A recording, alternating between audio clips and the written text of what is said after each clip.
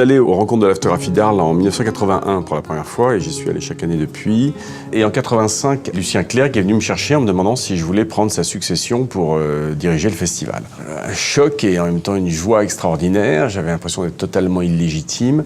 Et donc ça a été une relation plus intime avec Lucien puisque là, tout d'un coup, il me confiait son bébé. Donc on est vraiment devenus très très proches.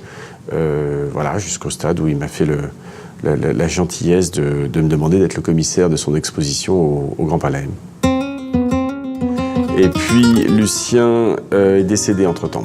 Et curieusement, ça changeait pas mal les choses. Et Jean-Paul Cluzel a suggéré peut-être qu'on associe Christian Lacroix d'une façon ou d'une autre au projet. Christian était ami avec Lucien Clerc. D'ailleurs, Lucien Clerc lui a demandé de dessiner son costume pour l'Académie, de dessiner le pommeau de son épée. Donc là, il y avait vraiment une sorte de collaboration très naturelle entre Christian Lacroix, l'œuvre de Lucien Clerc et moi.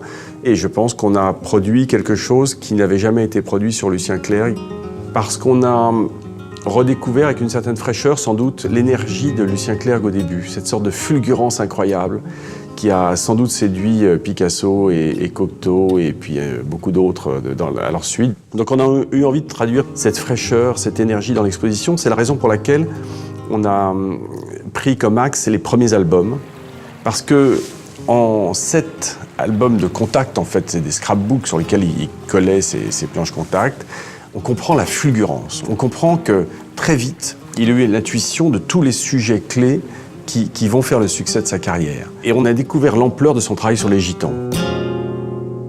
Et on a eu envie de donner plus d'importance qu'elle n'en avait jamais eu à cette section-là, si vous voulez. Et dans l'exposition, le travail sur les gitans qui est absolument prodigieux, une traduction de la joie de vivre des gitans, de leur originalité, de leur différence.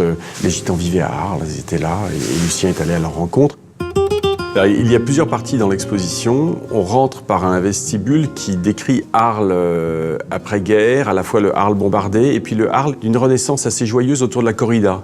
C'est à ce moment-là que Picasso, Cocteau, Signoret, Montand et tout un tas de gens qui vont sans doute ensuite sur la Côte d'Azur passent par Arles pour la corrida de Pâques. Et Lucien Clerc, là encore, a inventé une façon de photographier la corrida très originale puisqu'il s'est mis sous ce qu'on appelle le calejón, qui est la barrière de protection, et il a photographié le taureau. C'est-à-dire, pour lui, c'est le roi de l'arène. Il a encore fait quelque chose d'assez dramatique, mais très puissant et très original. Et puis l'exposition a 2 autres sections qui sont le nu, bien évidemment, une grosse section consacrée au nu. Et puis la section qui s'appelle le langage des sables, qui est la thèse qu'il a eu le besoin de passer en 1974, parce que tout d'un coup, n'ayant pas été jusqu'au bac, il se rendait compte qu'enseignant la photographie, il avait un besoin de qualification universitaire.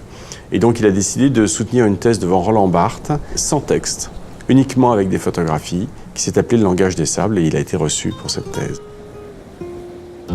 Et puis, il y a une très très grande section qui fait toute la galerie du Grand Palais. Il y a plus de 190 tirages originaux, qui est un travail d'essai graphique qu'il a fait en Camargue notamment, avec des contre-jours, des reflets. Et comme Lucien lui-même à l'époque en faisait des fresques, eh bien on a refait une fresque plus grande qu'il n'a jamais fait. Avec Christian Lacroix, on a décidé d'installer ça sur toute la longueur d'un mur du Grand Palais. Le tout dans une ambiance d'accent arlésien absolument délicieuse.